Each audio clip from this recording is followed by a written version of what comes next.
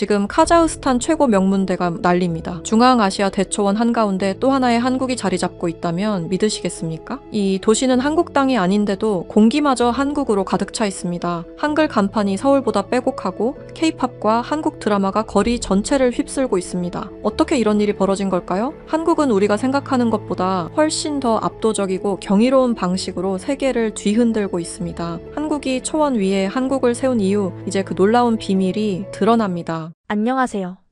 제 이름은 아이술루 김입니다. 카자흐스탄 알마티에서 차로 3시간은 더 달려야 나오는 바스토베라는 작은 마을에서 태어났습니다. 우리 마을은 조금 기묘한 곳입니다. 카자흐스탄의 끝없는 초원 한가운데에 있는데 건물마다 키릴 문자보다 한국어 간판이 더 화려하게 반짝이거든요. 서울 마트, 부산 미용실, 심지어는 강남 학원이라는 간판까지 있습니다. 정작 그 간판 아래에서 일하는 사람들은 한국어를 잘 못하는데 말이죠. 우리 마을 청년들에게 한국은 기회의 땅이자 신화 속의 엘도라도 같은 곳입니다. 마을 사람 10명 중 9명은 한국 대기업에 취업하는 것을 인생의 유일한 목표로 삼고 살아가니까요. 아침마다 마을 광장에는 최신 K-팝이 울려 퍼지고 아이들은 떡볶이를 간식으로 먹으며 한국어 단어를 외웁니다. 제 어머니인 조야 김 역시 우리 마을에서 가장 유명한 한국어 통역사입니다. 어머니는 늘 제게 이렇게 말씀하셨죠. 아이술루, 한국어는 단순히 언어가 아니야. 이건 네가 이 지독한 가난을 벗어나 신분 상승을 할 수 있는 유일한 황금 열쇠란다. 그러니 수학책 따위는 던져버리고 단어 하나라도 더 외우렴. 어머니의 목소리에는 단호함과 절박함이 섞여 있었습니다. 통역사로 일하며 한국인들의 성공을 가장 가까이서 지켜본 어머니에게 한국어는 곧 권력이자 돈이었습니다. 하지만 저는 달랐습니다. 제게 한국어는 이해하기 힘든 복잡한 약속들의 집합체일 뿐이었지만 수학 수식은 우주의 진리를 담은 완벽한 언어였습니다. 저는 매일 아침 한국어 학원에 간다고 집을 나섰습니다. 하지만 제 발길이 닿는 곳은 정반대 방향인 마을 외곽의 낡은 도서관이었습니다. 소비에트 연방 시절에 지어져 지금은 아무도 찾지 않는 그곳은 곰팡이 냄새와 먼지, 쌓인 책들로 가득한 저만의 비밀 아지트였습니다. 스탈린 시대에 지어진 그 육중한 돌 건물 안에서 저는 리만 가설과 페르마의 정리를 친구 삼아 시간을 보냈습니다. 그리고 밤이면 낡은 컴퓨터 앞에 앉아 수학적 알고리즘을 코드로 구현하는 연습을 독학으로 익혀갔습니다. 낡은 나무 책상에 앉아 몽당 연필로 누런 종이 위에 수식을 채워 나갈 때면 저는 제가 살아있음을 느꼈습니다. 수식은 거짓말을 하지 않습니다. 사람들의 시선이나 편견, 언어의 장벽과 상관없이 1 더하기 1은 항상 2가 되고 논리의 사슬은 결코 끊어지지 않으니까요. 도서관 사서 할아버지는 그런 저를 보며 늘 껄껄 웃으셨습니다. 아이술루, 너는 고려인의 피를 이어받았지만 정신은 저 우주 너머에 있구나. 하지만 조심해라. 내 어머니가 이 사실을 알게 되는 날에는 바스톱의 초원이 통째로 뒤집어질 테니까. 할아버지의 농담 섞인 경고는 현실이 되었습니다. 어느 날 오후 도서관의 무거운 철문이 거칠게 열리며 어머니가 나타났습니다.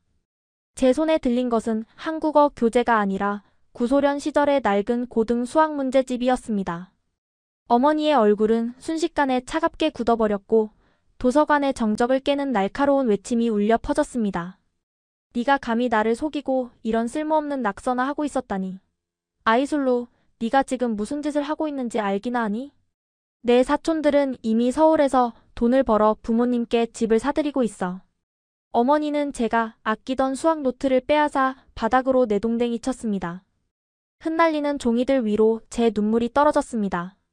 저는 차마 입 밖으로 내지 못한 말을 속으로 삼켰습니다. 엄마, 이건 낙서가 아니에요. 이건 세상을 움직이는 가장 위대한 언어예요. 한국어로는 표현할 수 없는 이 거대한 논리의 세계를 엄마는 왜 봐주지 않으시는 건가요? 집으로 돌아오는 길, 어머니는 제 손목을 부러뜨릴 듯 꽉 쥐고 걸었습니다.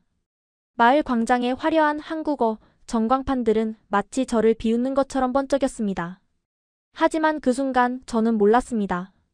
제가 그토록 숨어서 공부했던 그 수학 수식들이 훗날 한국의 심장을 뒤흔들고 90여 년 전 우리 조상들이 잃어버렸던 자부심을 되찾아줄 가장 강력한 무기가 될 것이라는 사실을요. 어머니는 저를 방에 가두고 내일 당장 있을 한국어 집중 캠프에 등록하겠다고 선언했습니다. 절망에 빠져 울다 지쳐 잠든 그날 밤, 제 방 창문을 두드리는 조심스러운 소리가 들렸습니다. 마을에서 가장 나이가 많으신 타스킨 할아버지였습니다. 할아버지는 주름진 손으로 제게 낡고 빛바랜 일기장 한 권을 건네주셨습니다. 그것은 제가 한 번도 본 적 없는 증조 할아버지가 남긴 마지막 유산이었습니다. 할아버지는 떨리는 목소리로 제게 말씀하셨습니다. 아이술로 이 일기장을 읽어보렴. 네가 왜 그토록 수식에 집착하는지, 내 안에 흐르는 그 뜨거운 피가 어디서 왔는지 알게 될 게다. 러시아어와 한글이 뒤섞여 있지만 내가 옆에서 해석해 줄 테니 걱정 말거라. 저는 떨리는 손으로 일기장의 첫 페이지를 넘겼습니다. 거기에는 1937년 연해주에서 쫓겨나던 그 공포의 날들이 서툰 필체로 기록되어 있었습니다. 그리고 그 일기장 첫 장에서 저는 제 운명을 송두리째 바꿀 충격적인 문장 하나를 발견하게 되었습니다. 언젠가 나의 후손 중 누군가는 우리가 떠나온 그 찬란한 고토로 돌아갈 것이다. 그때 너는 단순히 핏줄을 구걸하러 가는 것이 아니라 누구도 부정할 수 없는 압도적인 지식의 힘을 들고 당당하게 돌아가거라. 그 문장은 제가 지금까지 믿어왔던 세상을 완전히 무너뜨리고 있었습니다. 방 안의 공기는 차가웠지만 제 손바닥에 닿은 낡은 일기장의 감촉은 기이할 정도로 뜨거웠습니다. 타스킨 할아버지가 건네주신 그 뭉툭한 종이 뭉치는 세월의 풍파를 견뎌내느라 모서리가 다 헤어져 있었고 표지에는 정체를 알 수 없는 검붉은 얼룩이 묻어 있었습니다. 어머니의 고함 소리가 복도 너머로 사라진 뒤 저는 숨을 죽이고 그 금지된 유산의 첫 페이지를 다시 펼쳤습니다. 거기에는 제가 한 번도 본 적 없는 증조 할아버지 김경천이라는 이름이 정갈하게 적혀 있었습니다. 1937년 가을 연해주. 그 이름 옆에 적힌 지명과 날짜를 보는 순간 제 가슴속에서 무언가 덜컥 내려앉는 기분이 들었습니다. 그것은 단순한 기록이 아니었습니다. 강제로 고향에서 쫓겨나 짐승처럼 화물열차에 태워졌던 우리 민족의 비명이 서툰 러시아어와 한글이 뒤섞인 글씨 그리고 수식으로 뒤엉킨 거대한 통곡의 벽이었습니다. 타스킨 할아버지는 옆에 앉아 러시아어 부분을 천천히 해석해 주셨습니다. 일기장 속의 증조 할아버지는 당시 연해주에서 작은 회계사무소의 조수로 일하던 수재였다고 합니다. 하지만 스탈린의 명령 한마디에 그는 가족들과 함께 시베리아를 횡단하는 공포의 열차에 던져졌습니다. 한 달이 넘는 시간 동안 어둠 속에서 달리는 열차 안에서 사람들은 굶주림과 추위로 하나둘 쓰러져 갔습니다. 하지만 증조 할아버지는 그 절망적인 순간에도 펜을 놓지 않았습니다.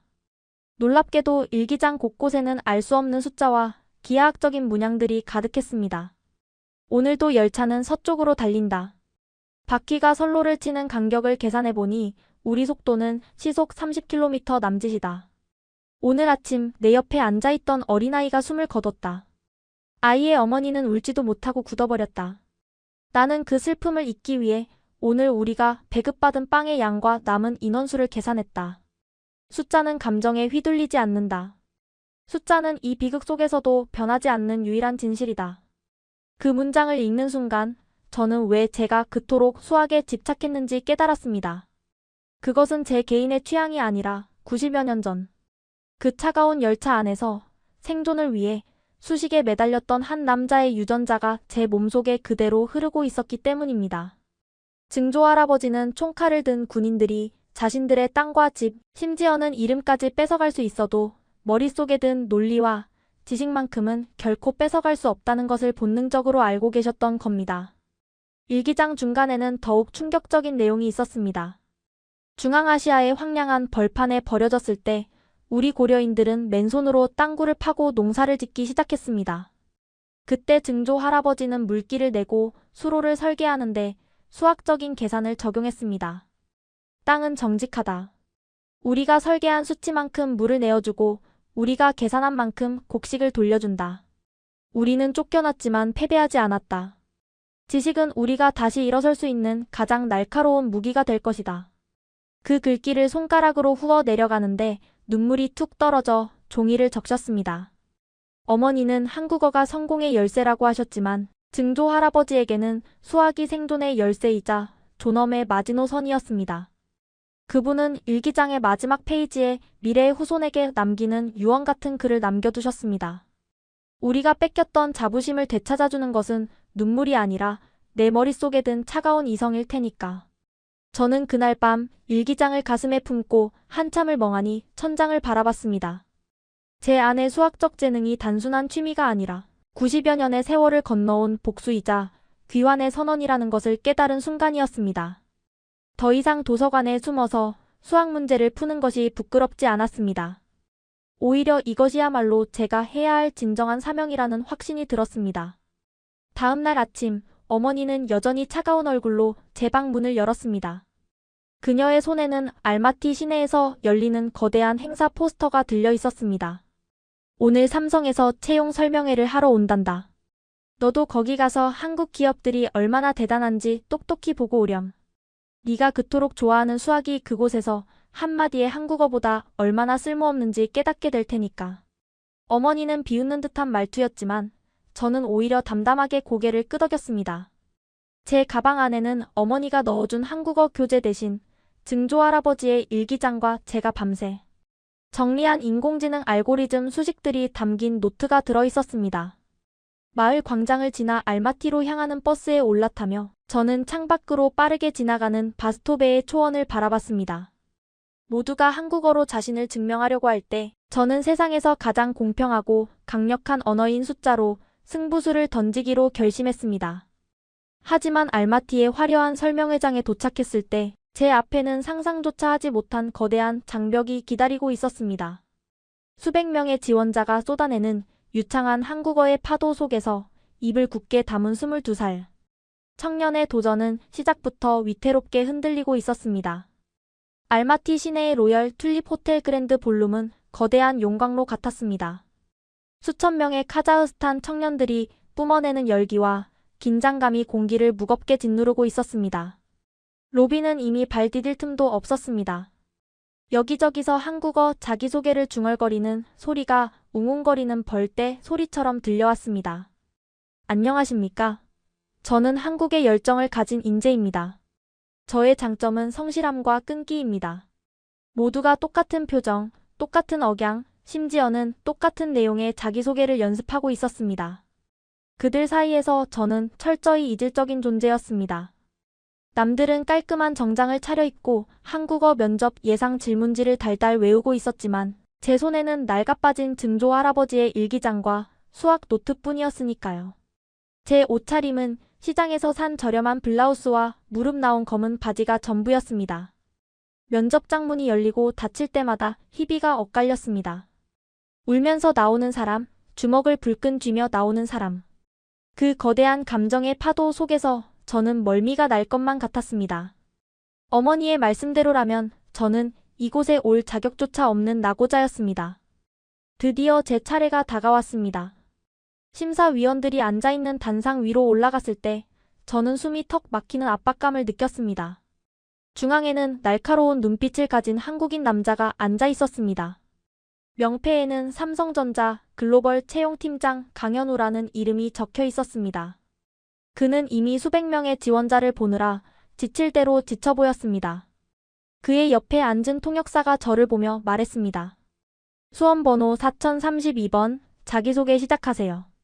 마이크 앞에 섰지만 입이 떨어지지 않았습니다.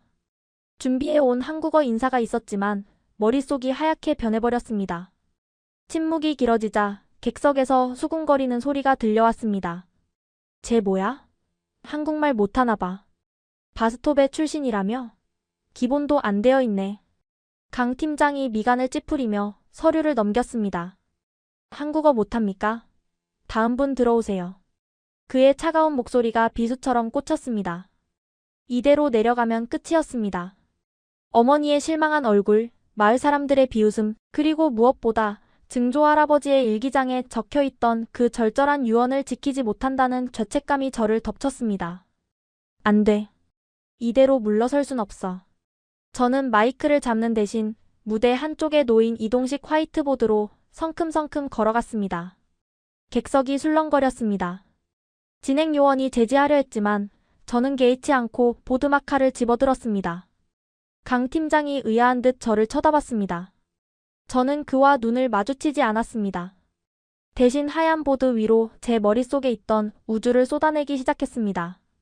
그것은 제가 3년 동안 도서관에서 씨름하며 독자적으로 구축해온 비정형 데이터 처리 최적화 알고리즘이었습니다. 마카펜이 보드 위를 달리는 소리가 정막을 깼습니다.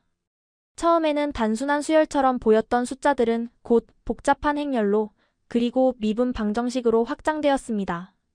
한국어라는 언어의 장벽에 막혀있던 제 입과 달리 제 손끝에서 나오는 수학적 언어는 거침이 없었습니다.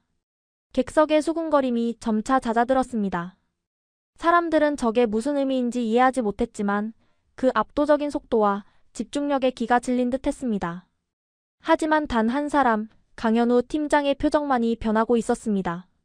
지루해하던 그의 눈동자가 커지더니 이내 상체를 앞으로 숙이며 제가 쓰는 수식 하나하나를 눈으로 쫓기 시작했습니다. 저는 멈추지 않았습니다. 증조 할아버지가 시베리아 열차 바닥에 쓰셨던 그 절박한 심정으로 저는 21세기의 난제를 풀어내고 있었습니다. 마지막으로 결론 도출을 위한 최종 함수를 적어 내려가고 마침표를 찍었을 때 제 이마에는 땀방울이 송골송골 맺혀 있었습니다. 펜을 내려놓고 뒤를 돌았습니다. 볼륨 안에는 무거운 정적만이 감돌았습니다. 강 팀장이 자리에서 벌떡 일어났습니다. 그는 통역사를 거치지 않고 직접 마이크를 잡았습니다. 이거, 당신이 직접 생각한 겁니까? 저는 러시아어로 짧게 대답했습니다. 수학에는 국경이 없으니까요. 통역사가 당황하며 말을 옮겼습니다. 강 팀장은 믿을 수 없다는 듯 화이트보드와 저를 번갈아 보았습니다. 우리가 지난 2년간 연구개발센터에서 해결하지 못했던 데이터 병목 현상의 해법이 여기 있군. 아니, 이건 기존의 방식을 완전히 뒤집은 새로운 논리야. 그의 목소리가 가늘게 떨리고 있었습니다. 객석에 있던 다른 면접관들도 웅성거리기 시작했습니다. 단순히 한국어를 잘하는 직원을 뽑으러 왔다가 사막 한가운데서 괴물을 발견한 표정이었습니다. 당신 이름이 뭡니까? 아이술루 김입니다. 강 팀장이 저벅저벅 단상 아래로 내려와 제 앞에 섰습니다. 그는 제 낡은 옷차림이나 서툰 한국어 따위는 전혀 신경 쓰지 않는 눈치였습니다. 아이술루 씨, 당신의 한국어 실력은 빵점입니다. 우리 회사 기준으로는 서류 심사조차 통과할 수 없죠. 객석에서 안도의 한숨과 비웃음이 터져나오려던 찰나 그가 말을 이었습니다. 하지만 당신의 수학적 언어는 제가 본 그 어떤 지원자보다, 아니, 우리 회사의 그 어떤 엔지니어보다 유창하고 완벽합니다. 언어는 우리가 가르치면 됩니다. 하지만 이런 천재적인 직관은 가르칠 수 없죠. 일단 본사 면접 기회를 드리겠습니다. 한국으로 갑시다. 그 순간 멍해졌던 제 귓가에 우레와 같은 박수 소리가 들리는 듯 했습니다. 아니, 그것은 박수 소리가 아니었습니다. 제 심장이 터질 듯이 뛰는 소리였습니다. 저는 떨리는 손으로 가슴속에 품고 있던 일기장을 꽉 움켜쥐었습니다. 할아버지 들리세요? 당신의 증명은 틀리지 않았어요. 우리가 가진 지식은 결코 초라하지 않아요. 하지만 그 환희의 순간도 잠시였습니다. 강 팀장이 건넨 본사 면접 초청장을 받아든 순간 저는 알지 못했습니다. 이 작은 승리가 한국에서의 진짜 시련에 비하면 작은 시작에 불과하다는 것을 말입니다. 화이트보드 위의 수식은 완벽했지만 제가 마주할 현실은 수많은 변수와 오류로 가득 찬 풀기 힘든 난제였습니다. 비행기가 인천공항 활주로에 바퀴를 내리는 순간 덜컹거리는 진동과 함께 제 심장도 바닥으로 곤두박질 치는 것 같았습니다. 창밖으로 보이는 풍경은 제가 살던 바스토베와는 다른 차원의 세상이었습니다. 끝없이 펼쳐진 바다를 메워 만든 거대한 땅, 그 위에 촘촘히 박힌 유도등의 불빛들은 마치 지상에 내려앉은 은하수처럼 보였습니다. 입국 게이트를 빠져나오자마자 저는 압도당했습니다. 높이를 가늠할 수 없는 투명한 유리, 천장, 공기 중에 떠다니는 세련된 향기, 바닥을 미끄러지듯 움직이는 안내 로봇들. 모든 것이 반짝이고 모든 것이 완벽하게 계산된 미래 도시 같았습니다. 알마티 공항이 시골 기차역처럼 느껴질 정도였습니다. 아이술루 씨, 여기입니다. 저를 마중 나온 인사팀 직원이 팻말을 흔들었습니다. 저는 어머니가 챙겨주신 낡은 트렁크를 끌고 그를 따라갔습니다. 트렁크 바퀴가 대리석 바닥에 굴러가는 소리가 유난히 크게 들려 얼굴이 화끈거렸습니다. 지나가는 사람들의 세련된 옷차림과 빠른 발걸음은 저를 더욱 위축되게 만들었습니다. 그들은 마치 1분 1초를 다투는 시계 속 부품들처럼 정확하게 움직이고 있었습니다. 회사가 마련해준 버스를 타고 서울로 향하는 길, 저는 차창에 이마를 대고 밖을 내다봤습니다. 한강을 가로지르는 거대한 다리들, 하늘을 찌르듯 솟아있는 마천루들, 그리고 그 사이를 흐르는 수만 대의 자동차 불빛. 어머니가 그토록 찬양하던 조국의 모습은 경이로움 그 자체였습니다.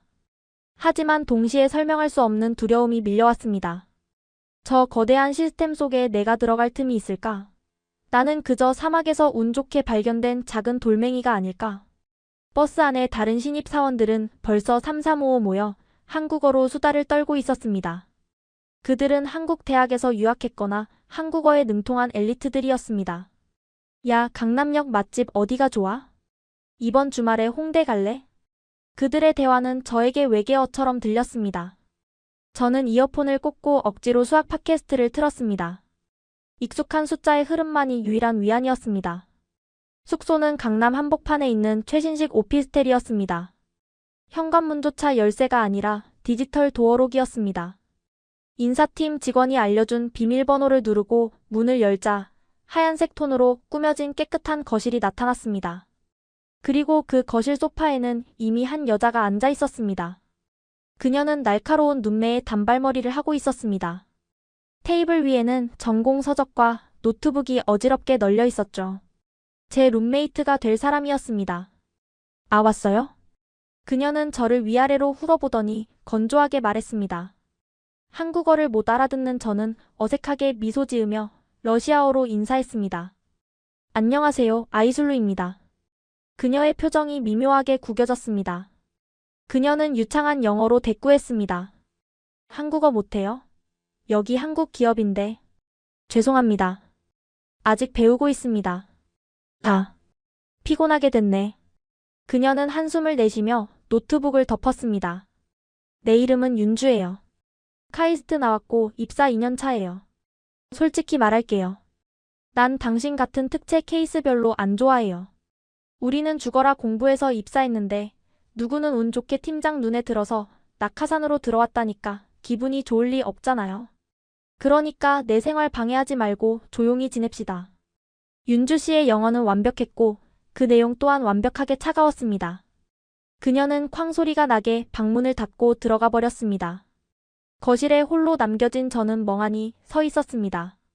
인천공항에서 느꼈던 경이로움은 순식간에 증발하고 뼛속까지 시린 한기만이 남았습니다. 이것이 현실이었습니다. 수학 천재, 사막의 보석이라는 수식어는 이곳에서 아무런 힘이 없었습니다. 여기는 실력만큼이나 배경과 언어, 그리고 문화라는 보이지 않는 계급이 존재하는 정글이었습니다. 짐을 풀기 위해 제 방으로 들어갔습니다. 침대에 걸터앉아 창밖을 보니 서울의 화려한 야경이 눈에 들어왔습니다. 네온사인이 번쩍이는 저 거리 어디에도 제 마음을 둘 곳은 없어 보였습니다. 책상 위에 증조 할아버지의 일기장을 꺼내놓았습니다. 할아버지가 탔던 시베리아 열차보다 이 화려한 서울의 방이 더 춥게 느껴지는 건 왜일까요? 저는 불을 끄고 이불을 머리끝까지 뒤집어 썼습니다. 눈을 감아도 잠이 오지 않았습니다. 벽 하나를 사이에 둔 룸메이트의 차가운 숨소리가 들리는 것만 같았습니다. 내일부터 출근하면 얼마나 더 큰 무시와 차별이 기다리고 있을지 상상만 해도 가슴이 답답해져 왔습니다. 그때는 몰랐습니다. 저를 향한 윤주 씨의 그 차가운 시선이, 그리고 이 도시의 냉혹함이 오히려 저를 더 뜨겁게 타오르게 만들 기폭제가 될 줄은 말입니다. 서울에서의 첫날 밤은 그렇게 지독한 외로움과 함께 깊어가고 있었습니다. 서울의 겨울바람은 카자흐스탄의 눈보라와는 결이 달랐습니다. 바스토베의 바람이 살을 내는 칼날 같다면 서울의 빌딩 숲 사이로 불어오는 바람은 뼛속까지 파고드는 차가운 바늘 같았습니다. 출근 첫날, 알람 소리에 눈을 뜨기도 전에 현관문 도어록이 열리는 소리가 들렸습니다. 룸메이트 윤주 씨는 이미 출근하고 없었습니다.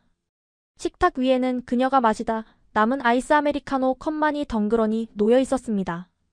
컵 표면에 맺힌 물방울이 마치 그녀가 제게 남긴 차가운 눈물처럼 보였습니다. 저는 서둘러 옷을 챙겨 입고 나섰습니다. 어머니가 사주신 가장 좋은 정장이었지만 강남대로를 활보하는 세련된 직장인들 사이에서 제 옷차림은 촌스럽기 그지없었습니다. 지하철 2호선은 지옥철이라는 별명답게 사람들로 꽉 차 있었습니다. 낯선 향수 냄새, 섬유, 유연제 냄새, 그리고 피로에 절은 땀 냄새가 뒤섞인 공기 속에서 저는 숨을 쉬기조차 힘들었습니다. 사람들은 모두 스마트폰에 코를 박고 무표정한 얼굴로 서 있었습니다. 그 거대한 침묵의 행렬 속에서 저는 투명 인간이나 다름없었습니다. 삼성전자 연구개발센터의 로비는 마치 미래 우주 정거장 같았습니다. 사원증을 게이트에 태그하자 삑 하는 경쾌한 소리와 함께 문이 열렸습니다. 하지만 그 소리는 환영의 인사가 아니라 이제부터 진짜 전쟁터로 들어간다는 경고음처럼 들렸습니다. 제가 배정받은 곳은 시스템 반도체 설계 3팀이었습니다. 팀원들은 모두 국내 명문대 출신이거나 해외 유학파 엘리트들이었습니다. 강현우 팀장님이 저를 데리고 사무실 중앙으로 갔습니다. 자, 주모. 오늘부터 우리 팀에 합류하게 된 아이슬루 씨입니다. 다들 알다시피 특별 채용으로 들어왔으니까 많이 도와주세요. 팀장님의 소개는 짧고 건조했습니다. 박수 소리는 듬성듬성했고 시선들은 호기심보다는 의구심으로 가득 차 있었습니다. 안녕하세요. 잘 부탁드립니다. 제가 밤새 연습한 한국어로 인사를 건넸지만 돌아오는 반응은 싸늘했습니다. 한국어 저게 다야? 팀장님도 참 프로젝트 마감이 코앞인데 말도 안 통하는 신입을. 누군가 작게 속삭이는 소리가 들렸습니다. 제자리는 윤주 씨 바로 옆이었습니다. 그녀는 모니터에서 눈을 떼지 않은 채 키보드만 두드리고 있었습니다. 그 소리가 마치 저에게 다가오지 마, 말 걸지 마라고 쏘아붙이는 기관총 소리 같았습니다. 오전 회의 시간은 그야말로 고문이었습니다. 회의실의 거대한 스크린에는 복잡한 회로도와 코드가 띄워져 있었습니다. 제가 자신 있는 분야였습니다. 하지만 오가는 대화는 제가 전혀 알아들을 수 없는 외계어였습니다. 이번 로직 게이트에서 병목이 발생하는데 이거 패치 어떻게 할 거야? 윤주 씨, 어제 커밋한 코드에서 버그 리포트 올라왔어. 디버깅 안 했어? 전문 용어와 한국어가 섞인 빠른 대화 속에서 저는 멍하니 앉아있을 수밖에 없었습니다. 흐름을 놓치지 않으려고 귀를 쫑긋 세웠지만 그럴수록 머릿속은 더욱 하얗게 변해갔습니다. 무언가 의견을 말하고 싶어도 타이밍을 잡을 수 없었습니다. 제가 입을 떼려는 순간 이미 대화 주제는 다음으로 넘어가 버렸으니까요. 아이슬루 씨? 갑자기 팀장님이 저를 불렀습니다. 네? 지금 우리가 논의 중인 메모리 누수 문제, 아이슬루 씨라면 어떻게 접근하겠어요? 수학적으로 모델링이 가능합니까? 모든 시선이 제게 쏠렸습니다. 메모리 누수. 수학적 모델링. 단어의 뜻은 알겠는데 정확히 어떤 맥락에서 묻는 건지 파악이 안 됐습니다. 제가 머뭇거리며 러시아어로 웅얼거리자 팀장님은 한숨을 푹 쉬었습니다. 아, 통역 앱 켜야 하나. 됐습니다. 시간 없으니까 그냥 윤주 씨가 정리해서 나중에 설명해줘요. 네, 알겠습니다. 윤주 씨가 또렷한 목소리로 대답했습니다. 그녀가 저를 힐끔 쳐다보았습니다. 그 눈빛에는 명백한 경멸이 담겨 있었습니다.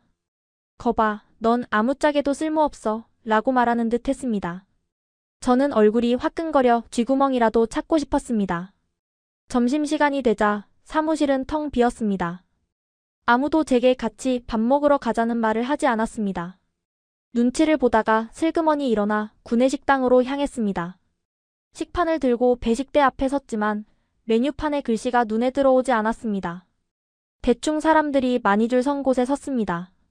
받아든 음식은 순대국밥이었습니다. 뚝배기 안에서 회색빛 국물이 펄펄 끓고 있었고 그 안에는 정체를 알 수 없는 검은 덩어리들이 떠다니고 있었습니다. 자리에 앉아 한 숟가락을 떴습니다. 푹 끼쳐오는 낯선 냄새. 돼지 부속물 특유의 비릿한 향이 코를 찔렀습니다. 바스토베에서 양고기와 빵만 먹고 자란 제게는 너무나 생소하고 역한 냄새였습니다. 입에 넣지도 못하고 숟가락을 들고만 있는데 옆 테이블에서 익숙한 목소리가 들렸습니다. 야, 쟤 봐. 순대국 못 먹나 봐. 그러게 왜 한국 기업에 와서 저 고생이래? 그냥 자기네 나라에 있지. 팀장님이 특별히 꽂아줬다는데 실력은 쥐뿔도 없고 얼굴마담 아니야? 윤주 씨와 다른 팀원들이었습니다. 그들의 웃음소리가 식당 안을 울렸습니다. 제 손이 부들부들 떨렸습니다. 숟가락을 내려놓고 식판을 든 채 일어섰습니다. 국물도 떠먹지 못한 밥을 잔반통에 쏟아버리고 식당을 도망치듯 빠져나왔습니다. 화장실 칸 안에 숨어 소리 죽여 울었습니다. 이곳에서 저는 수학 천재가 아니었습니다. 그저 말귀 못 알아듣는 답답한 외국인, 팀의 짐덩어리, 낙하산 인사에 불과했습니다. 오후 업무 시간은 더욱 끔찍했습니다. 제게 주어진 일은 코딩이 아니라 단순한 엑셀 데이터 정리였습니다. 아이슬루 씨는 아직 업무 파악 안 됐으니까 지난달 로그 파일 정리나 좀 해줘요. 초등학생도 할 수 있는 일이었습니다. 저는 모니터 구석에 띄워진 팀원들의 메신저, 대화창을 곁눈질로 보았습니다. 그들은 치열하게 코드를 짜고 버그와 싸우고 있었습니다. 저도 도울 수 있는데, 저 오류는 저렇게 고치면 되는데, 마음속으로 수백 번 외쳤지만 제 손가락은 엑셀 칸을 채우는 단순 노동만 반복하고 있었습니다. 퇴근 후 지친 몸을 이끌고 기숙사로 돌아왔습니다. 윤주 씨는 거실 소파에 앉아 노트북으로 업무를 보고 있었습니다. 저는 조용히 방으로 들어가려다 용기를 내어 말을 걸었습니다. 윤주 씨, 저기 한국어 좀 가르쳐 줄 수 있어요? 윤주 씨가 타이핑을 멈추고 저를 올려다봤습니다. 그녀의 눈 밑에는 다크서클이 짙게 내려앉아 있었습니다. 아이슬루 씨, 지금 장난해요? 네? 우리 팀 지금 프로젝트 엎어지기 직전이에요. 나 어제도 2시간 잤어요. 당신 뒤치다꺼리 하느라 내 업무도 밀려있다고요. 한국어? 그거 배우러 여기 왔어요? 여긴 학원이 아니라 회사예요. 돈 받고 일하는 프로들의 세계라고요. 그녀의 목소리가 점점 높아졌습니다. 당신 같은 특채들 솔직히 역겨워요. 우리는 피 터지게 공부해서 들어왔는데 고작 면접 한 번 잘 봐서 들어와 놓고는 징징대기나 하고 실력이 있으면 증명해 보든가 아니면 조용히 짐 싸서 돌아가요. 윤주 씨가 자신의 방문을 닫아버렸습니다. 거실에 홀로 남겨진 저는 멍하니 서 있었습니다. 그녀의 말이 하나도 틀린 게 없어서 더 아팠습니다. 역겹다. 그 단어가 가슴에 비수처럼 박혔습니다. 방으로 들어와 불도 켜지 않은 채 책상 앞에 앉았습니다. 창밖으로 서울의 화려한 야경이 보였습니다. 저 수많은 불빛 중에 제자리는 단 한 곳도 없는 것 같았습니다. 책상 위에 놓인 증조 할아버지의 일기장을 펼쳤습니다. 1937년 차가운 시베리아 열차 바닥에서 할아버지가 썼던 글귀가 눈에 들어왔습니다. 춥다. 배가 고프다. 하지만 나는 쓴다. 쓰지 않으면 짐승이 되니까. 생각하지 않으면 얼어 죽으니까. 할아버지는 그 극한의 상황에서도 존엄을 지키기 위해 수학 문제를 푸셨습니다. 그런데 저는 고작 말 몇 마디 못 알아듣는다고 밥 좀 못 먹는다고 울고 있었습니다. 부끄러움이 밀려왔습니다. 돌아가고 싶어. 입 밖으로 나약한 소리가 새어나왔습니다. 바스토베의 흙먼지 냄새가 그리웠습니다. 도서관 사서 할아버지의 낡은 스웨터 냄새가 그리웠습니다. 여기서는 숨을 쉴 수가 없었습니다. 모든 것이 너무 빠르고 너무 차갑고 너무 완벽했습니다. 짐을 쌀까? 지금이라도 비행기 표를 예매하면 내일 아침에는 어머니를 볼 수 있을 텐데. 트렁크를 꺼내려던 순간 휴대폰 진동이 울렸습니다. 회사 단체 대화방이었습니다. 긴급. 메인 서버 다운. 데이터베이스 충돌 발생. 전원 즉시 복귀 바람. 메시지를 보는 순간 윤주 씨의 방문이 벌컥 열렸습니다. 그녀는 사색이 된 얼굴로 튀어나왔습니다. 미치겠네 진짜. 하필 지금 터져? 그녀는 허둥지둥 외투를 챙겨 입으며 저를 노려봤습니다. 당신은 오지 마요. 어차피 와봤자 방해만 되니까. 그녀는 현관문을 박차고 나갔습니다. 텅 빈 기숙사에 다시 정적만이 감돌았습니다. 방해만 되니까. 그 말이 제 머릿속을 맴돌았습니다. 저는 정말 방해물일까요? 아니요. 저는 방해물이 아닙니다. 저는 수학자입니다. 그리고 수학자는 문제가 생겼을 때 도망치지 않습니다. 저는 주먹을 꽉 쥐었습니다. 증조 할아버지의 일기장을 가방에 쑤셔넣고 겉옷을 걸쳤습니다. 윤주 씨의 말대로 제가 할 수 있는 일이 없을지도 모릅니다. 하지만 적어도 도망치지는 않을 것입니다. 이대로 물러서면 저는 영원히 바스토베의 겁쟁이로 남을 테니까요. 택시를 잡아타고 다시 회사로 향하는 길, 차창에 비친 제 얼굴은 더 이상 울고 있지 않았습니다. 눈물 자국이 말라붙은 뺨 위로 도끼가 서려 있었습니다. 두고 봐. 내가 누군지, 내 핏줄에 뭐가 흐르는지 보여줄 테니까. 새벽 1시, 불 꺼진 사무실에는 서버실에서 새어나오는 붉은 경고등만이 깜빡이고 있었습니다. 그리고 그 붉은 빛 속에서 제 인생을 송두리째 바꿀 운명의 밤이 시작되고 있었습니다. 새벽 1시 20분. 택시에서 내린 저는 삼성전자 연구개발센터의 거대한 유리벽 앞에 섰습니다. 평소라면 꺼져 있어야 할 사무실 불빛들이 마치 성난 짐승의 눈처럼 층마다 번뜩이고 있었습니다. 보안 게이트를 통과해 14층 시스템 설계팀. 사무실 문을 여는 순간 훅 끼쳐오는 열기에 숨이 턱 막혔습니다. 그곳은 더 이상 제가 알던 차가운 사무실이 아니었습니다. 전쟁터였습니다. 수십 대의 서버가 윙윙거리는 팬 소음을 내뱉고 있었고 그 소음 위로 팀원들의 다급한 고함이 오갔습니다. 야, 로그 분석 끝났어? 어디서 터진 거야? 모르겠습니다. 메모리 덤프만 계속 뜨고 코어단에서 접근이 안 됩니다. 윤주 씨, 백업 데이터라도 살려봐. 내일 아침에 임원 보고라고. 강현우 팀장님은 넥타이를 풀어 해친 채 모니터를 노려보고 있었고 윤주 씨는 울기 직전의 표정으로 키보드를 두드리고 있었습니다. 바닥에는 배달 음식 용기와 찌그러진 캔 커피들이 굴러다녔습니다. 그 아수라장 속에서 저는 철저히 이방인이었습니다. 제가 조심스럽게 가방을 내려놓자 윤주 씨가 고개를 돌렸습니다. 그녀의 눈은 충혈되어 있었고 저를 보는 시선에는 짜증을 넘어선 허탈함이 담겨 있었습니다. 뭐 하러 왔어요? 가라니까. 그녀의 목소리는 갈라져 있었습니다. 도와드리고 싶어서요. 저도 팀원이니까. 도와요? 지금 서울대 카이스트 박사들도 못 잡아서 이 난리인데 한국어도 못하는 당신이 뭘 돕는다는 거예요? 제발 그냥 저기 구석에 박혀 있어요. 눈에 띄지 말고. 팀장님도 저를 힐끔 보더니 손을 휘저었습니다. 마치 귀찮은 파리를 쫓는 듯한 몸짓이었습니다. 저는 입술을 깨물며 사무실 구석 제자리로 돌아가 앉았습니다. 아무도 저에게 일을 주지 않았습니다. 아무도 저를 부르지 않았습니다. 저는 그저 그들의 절망을 관객처럼 지켜봐야만 했습니다. 시간은 잔인하게 흘렀습니다. 새벽 2시가 지나자 고함은 잦아들고 대신 깊은 한숨과 신음이 그 자리를 채웠습니다. 안 돼. 이거 구조적으로 불가능해. 칩 설계부터 다시 해야 해. 수석 연구원 한 분이 머리를 감싸주며 책상에 엎드렸습니다. 그 말을 신호탄으로 하나둘 의자에 축 늘어지기 시작했습니다. 희망이 사라진 공간에는 패배감만이 짙게 깔렸습니다. 윤주 씨도 더 이상 키보드를 두드리지 못하고 모니터 앞에 얼굴을 묻었습니다. 그녀의 어깨가 가늘게 떨리고 있었습니다. 새벽 3시. 사무실은 무거운 침묵에 잠겼습니다.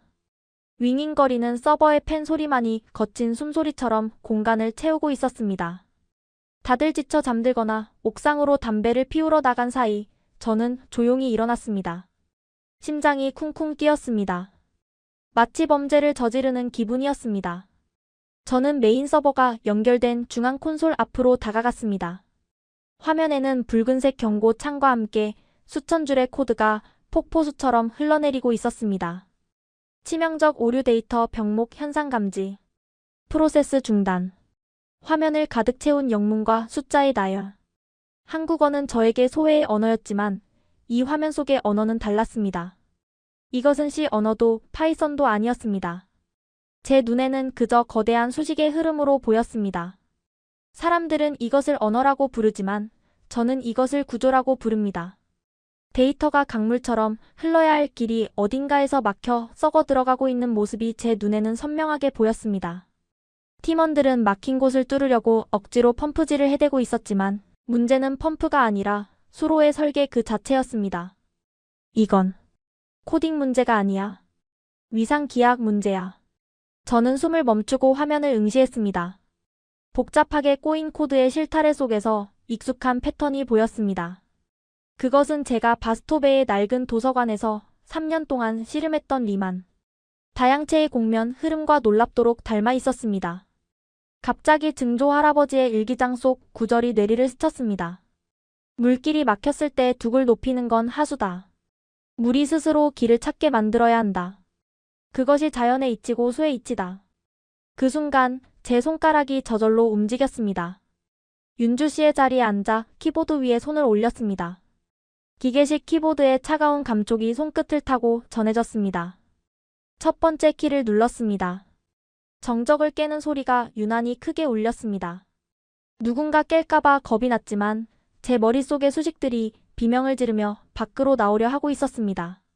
속도가 붙기 시작했습니다. 저는 기존의 코드를 수정하는 것이 아니었습니다. 아예 지워버리고 있었습니다. 수천 줄에 달하는 복잡한 명령어들을 삭제하고 그 자리에 제가 고안한 간결한 수식을 코드로 변환해 채워 넣기 시작했습니다. 조건문이 너무 많아. 이러면 데이터가 길을 잃어. 다 없애. 그냥 흐르게 둬. 제 손가락은 마치 피아니스트가 클라이맥스를 연주하듯 춤을 추고 있었습니다. 모니터의 빛이 제 안경 아래 빠르게 반사되었습니다. 주변의 소음은 사라지고 오직 저와 모니터, 그리고 숫자들만이 존재하는 무아지경의 세계로 빨려 들어갔습니다. 이 순간만큼은 저는 한국말을 못하는 바보가 아니었습니다. 무시당하는 이방인도 아니었습니다. 저는 이 디지털 세계의 조물주였고 무질서한 데이터에 질서를 부여하는 지휘자였습니다. 땀방울이 콧날을 타고 떨어졌습니다. 숨이 가빠왔습니다. 하지만 멈출 수 없었습니다. 제 안에서 끓어오르는 무언가가 손가락을 통해 폭발하고 있었습니다. 그것은 90여 년 전 시베리아 열차에서 얼어붙은 손으로 수식을 적어 내려갔던 증조 할아버지의 한이었고 한국어 학원 대신 도서관으로 도망쳤던 어린 소녀의 열망이었습니다. 거기 누구야? 갑자기 뒤에서 목소리가 들렸습니다. 옥상에서 돌아온 강 팀장님이었습니다. 하지만 저는 들리지 않았습니다. 아니, 들을 수 없었습니다. 지금 이 흐름을 끊으면 모든 것이 무너진다는 것을 본능적으로 알았기 때문입니다. 아이술루 씨? 지금 뭐 하는 거야? 손 떼. 팀장님이 다급하게 뛰어오는 발소리가 들렸습니다. 윤주 씨도 부스스 눈을 뜨고 저를 쳐다봤습니다. 그녀의 표정이 점차 놀라움으로 변해가고 있었습니다. 미쳤어? 지금 그게 얼마짜리 코드인데. 그들이 저를 말리려고 팔을 뻗는 순간 저는 마지막 엔터 키를 강하게 눌렀습니다. 그 경쾌한 파열음과 함께 제 손이 멈췄습니다. 화면의 스크롤이 멈추고 컴파일 진행바가 나타났습니다. 0%, 15%. 사무실의 모든 시선이 모니터로 쏠렸습니다. 팀장님은 제 어깨를 잡으려던 손을 허공에 멈춘 채 입을 벌리고 있었습니다. 윤주 씨는 비명조차 지르지 못하고 굳어 있었습니다. 평소라면 30%에서 붉은색 오류를 뿜으며 멈췄어야 할 진행바가 거침없이 오른쪽으로 질주하고 있었습니다. 50%, 80%. 서버실의 팬 소리가 갑자기 조용해졌습니다. 과부하로 비명을 지르던 기계들이 안정을 찾으며 부드러운 구동음으로 바뀌기 시작했습니다. 마치 거친 폭포가 잔잔한 호수로 변하는 듯한 기적 같은 변화였습니다. 99%. 그리고 마침내 컴파일 완료. 오류 없음. 시스템 정상 가동 중. 녹색 문구가 화면 중앙에 선명하게 떠올랐습니다. 그 녹색빛이 어두운 사무실을 환하게 비췄습니다. 저는 의자 등받이에 몸을 기대며 깊은 숨을 내쉬었습니다. 온몸에 힘이 빠져나갔지만 가슴속 깊은 곳에서는 뜨거운 무언가가 차올랐습니다. 정적. 아까와는 다른 종류의 정적이 흘렀습니다. 패배감의 침묵이 아닌 믿을 수 없는 현실 앞에서의 경악스러운 침묵이었습니다. 이게 말도 안 돼. 누군가 작게 중얼거렸습니다. 강 팀장님이 천천히 모니터 앞으로 다가갔습니다. 그의 떨리는 손가락이 제가 작성한 코드를 가리켰습니다. 윤주야, 이거 보여? 기존 커널을 다 드러내고 이걸 단 300줄로 압축했어. 그런데 연산 속도가. 그는 말을 잇지 못하고 마른 세수를 했습니다. 윤주 씨가 홀린 듯 제자리로 다가와 모니터를 들여다보았습니다. 그녀의 눈동자가 흔들리고 있었습니다. 팀장님, 여기 리소스 점유율 좀 보세요. 90%에서 5%로 떨어졌어요. 이건 최적화 수준이 아니에요. 아예 새로운 엔진을 달아버린 거라고요. 그들의 시선이 천천히, 아주 천천히 제게로 향했습니다. 몇 시간 전까지만 해도 투명 인간 취급을 하던 그 눈빛들이 이제는 마치 외계 생명체를 보는 듯한 경외심으로 바뀌어 있었습니다. 저는 떨리는 목소리로 하지만 또렷하게 러시아어로 말했습니다. 수학은 거짓말을 하지 않아요. 제 말이 끝나기도 전에 창밖으로 서울의 새벽해가 떠오르고 있었습니다. 붉은 햇살이 사무실 안으로 쏟아져 들어와 제 얼굴을 비췄습니다. 그것은 마치 긴 겨울밤이 끝나고 사막의 소녀에게 찾아온 첫 번째 봄날의 햇살 같았습니다. 하지만 이것은 시작에 불과했습니다. 제가 만들어낸 이 작은 기적은 곧 대한민국 반도체 업계를 뒤흔들 거대한 태풍의 눈이 될 준비를 하고 있었습니다. 그리고 저를 무시했던 윤주 씨의 입에서 믿기 힘든 말이 나오기까지는 그리 오랜 시간이 걸리지 않았습니다. 새벽 5시 30분. 사무실의 공기는 무겁게 가라앉아 있었지만 그 밀도는 이전과 확연히 달랐습니다. 절망의 무게가 아닌 충격과 경외감의 무게였습니다. 팀장님이 모니터에서 눈을 떼지 못한 채 입을 열었습니다. 윤주야, 지금 이 벤치마크 결과가 실화냐? 윤주 씨는 믿을 수 없다는 듯 고개를 저으며 다시 키보드를 두드렸습니다. 세 번째 돌리고 있는데 똑같아요, 팀장님. 기존 대비 처리 속도가 2240% 빨라요. 20배가 넘는다고요. 게다가 전력 소모량은 5분의 1로 줄었어요. 20배. 팀장님이 헛웃음을 터뜨리며 의자에 주저앉았습니다. 밤새 1%라도 속도를 올려보려고 팀 전체가 매달렸는데 단 몇 시간 만에 그것도 한국어 한마디 못하는 신입사원이 20배라는 말도 안 되는 숫자를 만들어낸 것입니다. 사무실 구석구석에서 웅성거리는 소리가 들렸습니다. 저게 가능해? 우리가 6개월 동안 짠 코드를 다 지우고 새로 짰는데 더 빠르다고? 아까 봤어? 키보드 치는데 손이 안 보이더라니까. 저는 여전히 윤주 씨 자리에 앉아 가쁜 숨을 몰아쉬고 있었습니다.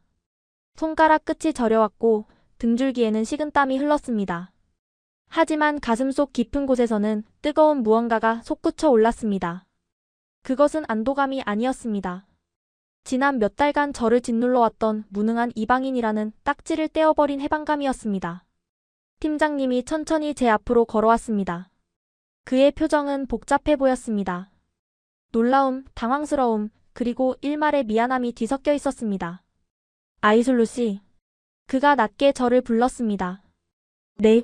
제가 짧게 대답하자 그가 잠시 머뭇거리더니 윤주 씨를 향해 손짓했습니다. 통역 앱 좀 켜봐.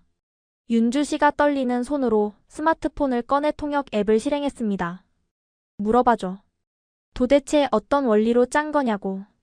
이건 우리가 알던 알고리즘 체계가 아니야. 마치 살아있는 생물 같아.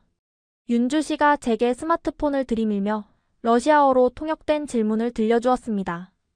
저는 천천히 그리고 또렷하게 러시아어로 대답했습니다. 데이터를 흐르는 물이라고 생각했습니다. 기존 코드는 물기를 억지로 꺾고 막아서 흐름을 제어하려고 했죠. 그러면 병목 현상이 생길 수밖에 없어요. 저는 그저 물이 가장 자연스럽게 흐를 수 있도록 중력과 같은 최소한의 규칙만 남기고 나머지는 다 없애버렸습니다. 리만 기하학에서 공면을 따라 흐르는 최단 경로, 측지선의 원리를 적용했거든요.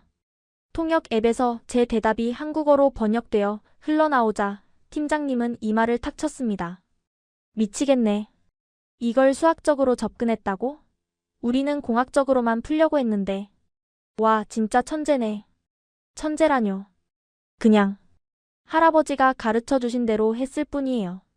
제가 덧붙인 말에 팀원들은 서로를 쳐다보며 수군거렸습니다. 할아버지? 그분이 누구신데? 야, 혹시 소련 시절 전설적인 수학자 아니야? 그때 저만치 떨어져 있던 수석 연구원님이 박수를 치기 시작했습니다.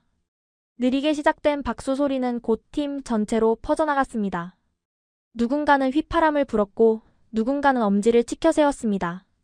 대박이다, 진짜. 아이술루 씨 미안해요. 우리가 몰라봤어요. 그들의 눈빛이 변해 있었습니다. 어제까지만 해도 저를 투명 인간 취급하던 차가운 눈빛들이 이제는 존경과 호기심으로 가득 찬 따뜻한 눈빛으로 바뀌어 있었습니다. 언어의 장벽은 여전히 높았지만 그 장벽을 순식간에 무너뜨린 것은 바로 압도적인 실력이었습니다. 윤주 씨는 여전히 멍하니 저를 바라보고 있었습니다. 그녀의 눈에는 눈물이 그렁그렁했습니다. 질투심 때문일까요? 아니면 자괴감 때문일까요? 그녀는 아무 말 없이 입술을 깨물더니 갑자기 제 손을 덥석 잡았습니다. 고마워요. 그녀의 목소리가 떨렸습니다. 나 진짜 이번 프로젝트 엎어지면 사표 쓰려고 했거든요. 정말 고마워요, 아이술루 씨. 그녀의 진심 어린 한마디에 제 마음속 응어리도 눈 녹듯 사라졌습니다. 그녀가 차갑게 대했던 건 저를 싫어해서가 아니라 프로젝트에 대한 압박감과 책임감 때문이었음을 알 수 있었습니다. 아니에요, 윤주 씨. 저도 팀원이니까요. 제가 서툰 한국어로 더듬더듬 말하자 윤주 씨가 왈칵 눈물을 쏟았습니다. 그날 아침 삼성전자 연구개발센터에는 소문이 파다하게 퍼졌습니다. 시스템 설계 3팀에 러시아에서 온 수학 괴물이 있다더라. 새벽에 혼자서 20배 빠른 알고리즘을 짰다더라. 저는 순식간에 유명 인사가 되었습니다. 점심시간 구내식당으로 가는 길은 어제와 완전히 달랐습니다. 아이술루 씨, 같이 밥 먹으러 가요. 오늘 메뉴 불고기인데 괜찮아요? 아니면 파스타 먹으러 갈까요? 팀원들이 앞다투어 제 팔짱을 꼈습니다.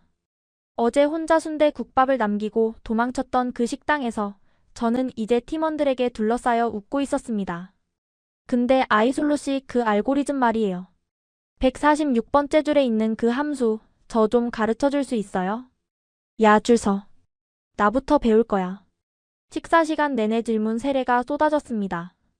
저는 냅킨에 볼펜으로 수식을 적어가며 설명해 주었습니다. 말이 통하지 않아도 상관없었습니다. 숫자와 기호만으로 우리는 완벽하게 소통하고 있었습니다. 오후가 되자 임원 보고가 있었습니다. 강 팀장님은 제 코드를 그대로 발표 자료에 넣었습니다. 이번 성과의 핵심은 기존의 관념을 깬 혁신적인 접근 방식에 있습니다. 그리고 그 혁신을 만들어낸 주인공은 바로 우리 팀의 신입사원 아이솔루 김입니다. 임원진들이 술렁거렸습니다. 상무님이 저를 보며 흡족한 미소를 지었습니다. 자네가 그 바스토베에서 왔다는 친구구만. 거참. 보물을 주워왔어. 회의실을 나오며 팀장님이 제 어깨를 두드렸습니다. 잘했어. 정말 잘했어. 그의 따뜻한 손길에서 저는 비로소 소속감이라는 것을 느꼈습니다. 더 이상 이방인이 아니었습니다. 저는 이 팀의 아니, 이 거대한 기업의 당당한 일원이었습니다.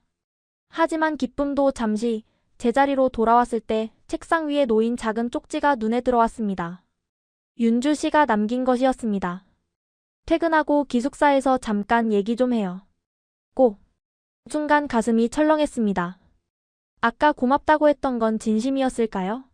아니면 사람들 앞이라서 척했던 걸까요? 다시 긴장감이 몰려왔습니다. 퇴근 후 기숙사로 돌아가는 길 발걸음이 무거웠습니다. 현관문을 열자 윤주 씨가 거실 소파에 앉아 기다리고 있었습니다. 그녀의 표정은 사뭇 진지했습니다. 왔어요? 네. 제가 주눅든 목소리로 대답하자 그녀가 불쑥 무언가를 내밀었습니다. 그것은 초등학생용 한글쓰기 공책이었습니다. 이게 뭐예요? 제가 어리둥절해하자 윤주 씨가 얼굴을 붉히며 말했습니다. 나한테 수학 가르쳐줘요. 대신 나는 한국어 가르쳐줄게요. 그녀의 눈빛은 더 이상 차갑지 않았습니다. 수줍지만 단호한, 진정한 동료로서의 제안이었습니다.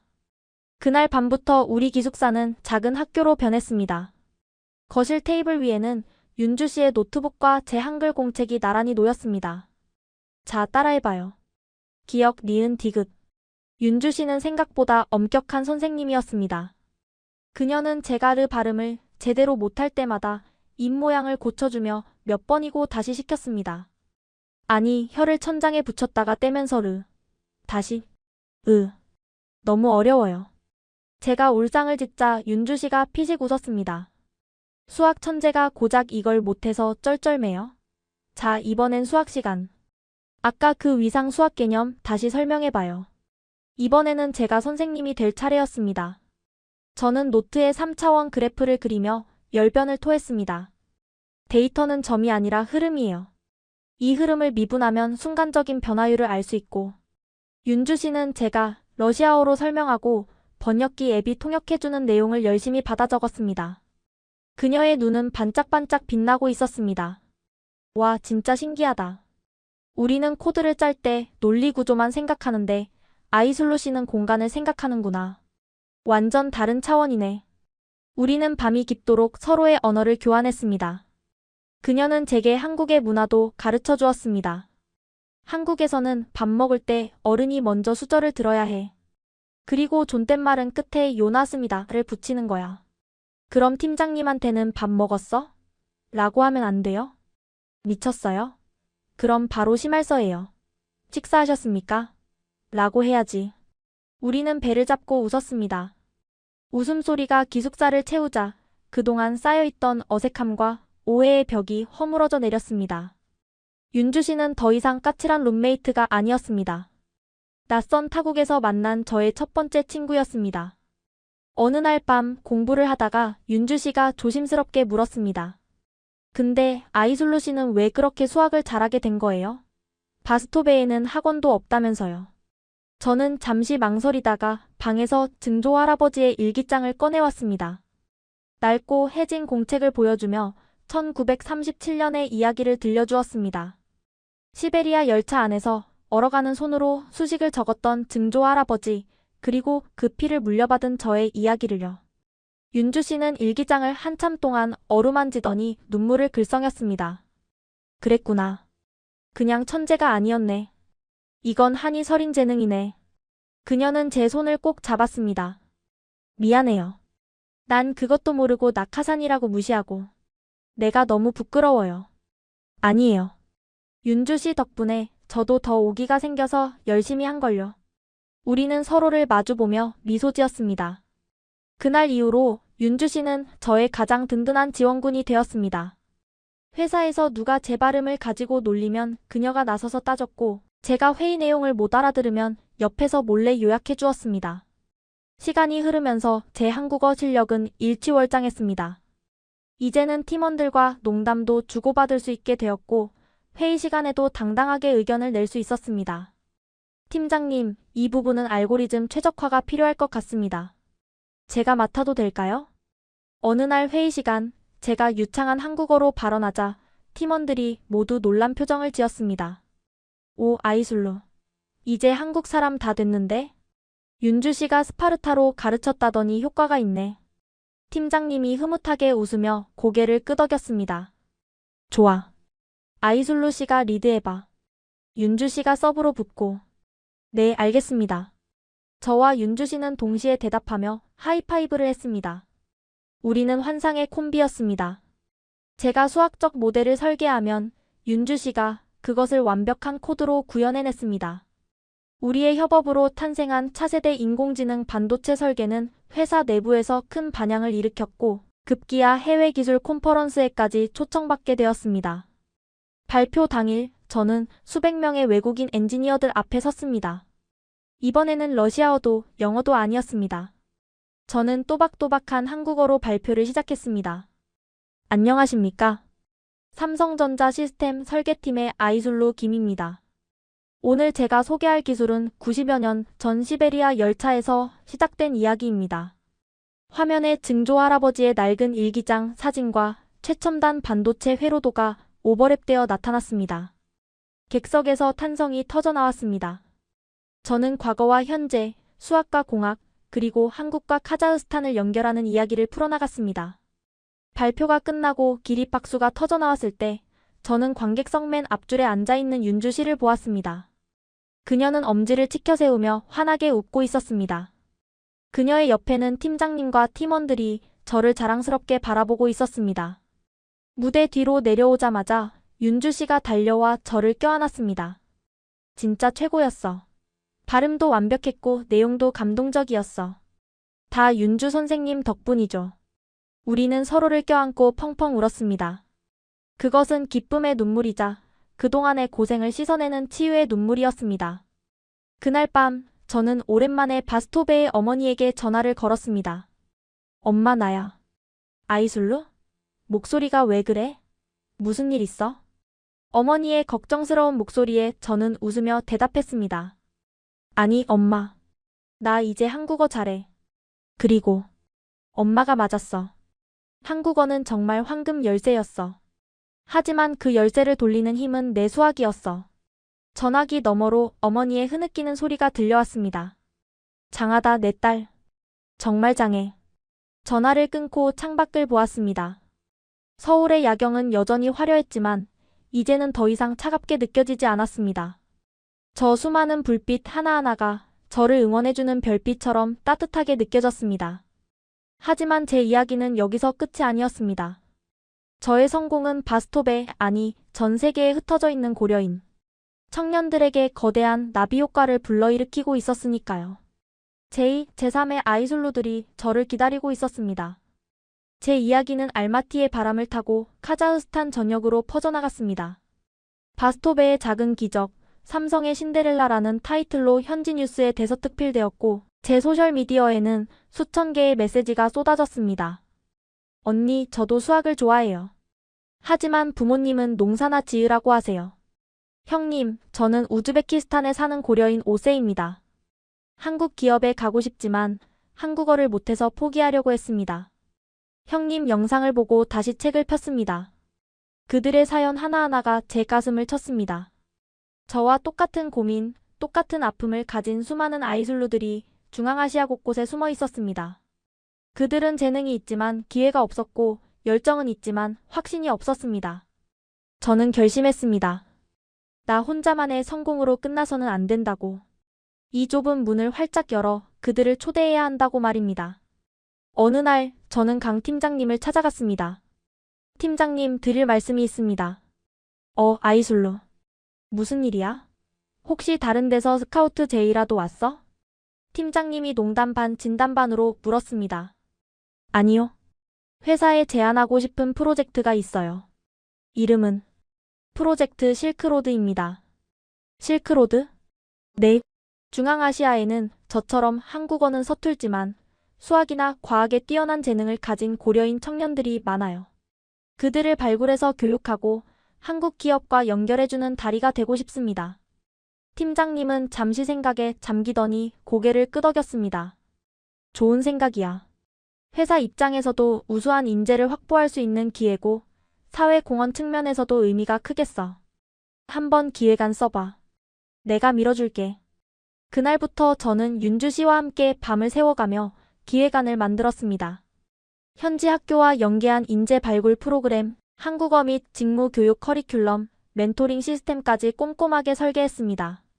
그리고 마침내 회사 임원 회의에서 이 프로젝트가 승인되었습니다. 첫 번째 설명회는 제 고향 바스토베에서 열렸습니다. 1년 만에 찾은 고향 마을은 축제 분위기였습니다.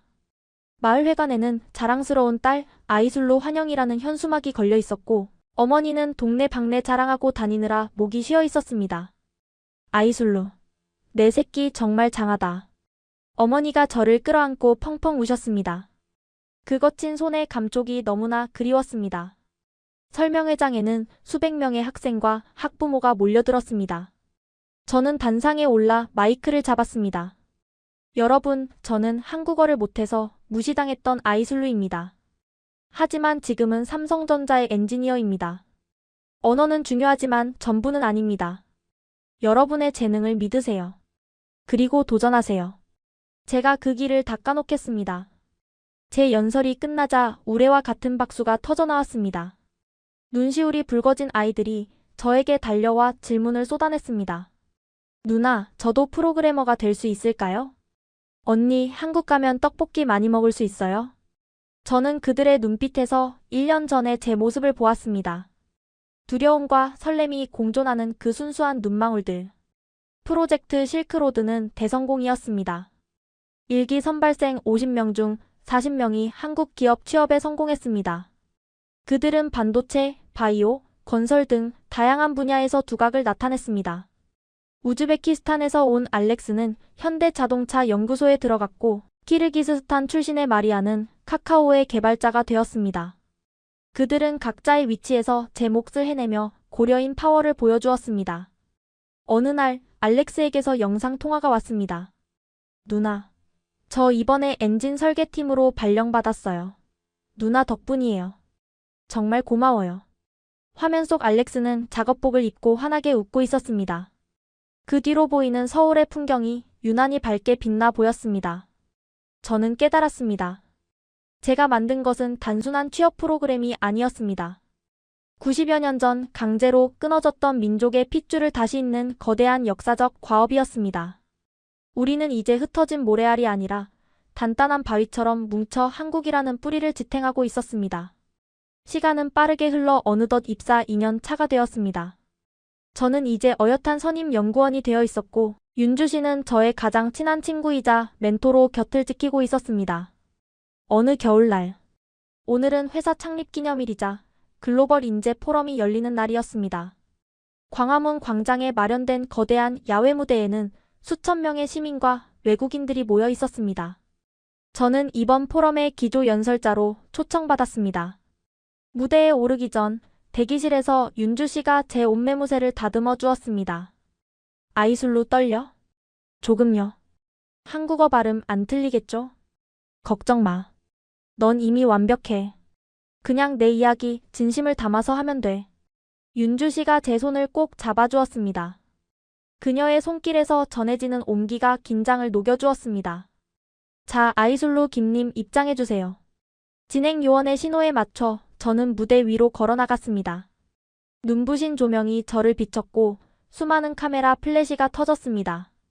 관객석 맨 앞줄에는 강 팀장님과 팀원들 그리고 프로젝트 실크로드를 통해 한국에 온 후배들이 앉아 있었습니다. 그들이 흔드는 태극기와 카자흐스탄 국기가 펄럭이고 있었습니다. 저는 심호흡을 하고 마이크 앞에 섰습니다. 안녕하십니까? 저는 카자흐스탄에서 온 고려인 4세 아이술루 김입니다. 제 목소리가 광장에 울려 퍼졌습니다. 90여 년 전 제 증조 할아버지는 차가운 시베리아 열차에 태워져 고향을 떠나야 했습니다. 그분은 굶주림과 추위 속에서도 수학 문제를 풀며 존엄을 지키셨습니다. 그리고 일기장에 이런 말을 남기셨죠. 언젠가 내 후손이 실력으로 다시 고향 땅을 밟으리라. 저는 잠시 말을 멈추고 관객들을 둘러보았습니다. 모두가 숨을 죽이고 제 이야기에 귀를 기울이고 있었습니다. 저는 그 약속을 지키기 위해 한국어 대신 수학을 선택했습니다. 언어의 장벽에 부딪혀 좌절하고 차별의 눈물 흘리기도 했습니다. 하지만 포기하지 않았습니다. 왜냐하면 제 핏줄 속에는 그 어떤 시련에도 굴하지 않는 고려인의 정신이 흐르고 있었기 때문입니다. 울컥 목이 메어왔습니다. 하지만 꾹 참고 말을 이었습니다. 이제 저는 혼자가 아닙니다. 저기 앉아있는 수많은 고려인 청년들이 저와 함께하고 있습니다. 우리는 더 이상 쫓겨난 이방인이 아닙니다. 실력으로 당당하게 돌아온 이 땅의 주인입니다. 그리고 대한민국은 우리에게 기회의 땅이자 영원한 고향입니다. 제 연설이 끝나자 기립박수가 터져나왔습니다. 사람들은 환호성을 지르며 눈물을 흘렸습니다. 저는 하늘을 올려다보았습니다. 서울의 밤하늘에는 별들이 총총히 박혀 있었습니다. 그 별들은 마치 1937년 증조 할아버지가 열차 틈새로 바라보았던 시베리아의 별들처럼 차갑게 빛나고 있었습니다. 하지만 오늘 밤 그 별들은 저에게 따뜻한 미소를 보내고 있는 것 같았습니다. 할아버지 보고 계시죠? 90여 년 만에 우리가 돌아왔어요. 초대받아서요. 행사가 끝나고 모두가 돌아간 뒤 저는 남산타워 전망대에 올랐습니다. 발 아래로 펼쳐진 서울의 야경은 보석처럼 반짝이고 있었습니다. 한강을 따라 흐르는 자동차 불빛들이 거대한 강물처럼 보였습니다. 저는 가방에서 낡은 일기장을 꺼냈습니다. 그리고 마지막 페이지, 증조 할아버지가 남겨두신 빈 공간에 펜을 들고 꾹꾹 눌러 썼습니다. 서울에서 증조 할아버지의 꿈이 이루어졌습니다. 우리는 이제 다시는 쫓겨나지 않습니다. 이곳에서 우리는 기술로, 열정으로, 그리고 사랑으로 새로운 역사를 써내려갈 것입니다. 당신의 증손녀 아이술로 올림. 펜을 내려놓고 고개를 들자 밤하늘의 별 하나가 유난히 밝게 반짝였습니다.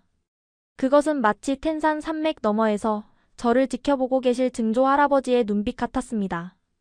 감사해요, 할아버지. 그리고 사랑해요, 나의 조국 대한민국. 저는 서울의 야경을 가슴 깊이 새기며 미소 지었습니다. 제 마음속에서는 이미 다음 도전이 시작되고 있었습니다. 더 넓은 세상, 더 높은 꿈을 향한 새로운 여정이 말입니다. 바스토베의 작은 소녀가 쏘아 올린 희망의 별, 그 빛은 이제 영원히 꺼지지 않을 것입니다. 1937년 시베리아 횡단 열차. 영하 40도의 화물칸에서 손가락이 썩어 들어가는 한 청년이 있었습니다. 그는 옆에서 아이가 숨을 거두는 것을 보면서도 펜을 놓지 않았습니다. 얼어붙은 바닥 위에 수학 문제를 풀었습니다. 숫자는 감정에 휘둘리지 않는다. 이 비극 속에서도 변하지 않는 유일한 진실이다. 90년 뒤 그의 증손녀가 삼성전자 면접장에 섰습니다. 한국어 한마디 못하는 22살 카자흐스탄 소녀. 사람들이 비웃었습니다. 그녀는 대답 대신 화이트보드로 걸어갔습니다. 10분 뒤 면접관의 손이 떨리고 있었습니다. 우리가 2년간 못 푼 문제를. 사막에서 온 이 아이가 처리 속도 2240% 향상, 전력 소모량 5분의 1. 그녀가 적어내린 건 코드가 아니었습니다. 얼어붙은 열차 바닥에서 할아버지가 지킨 존엄의 언어였습니다.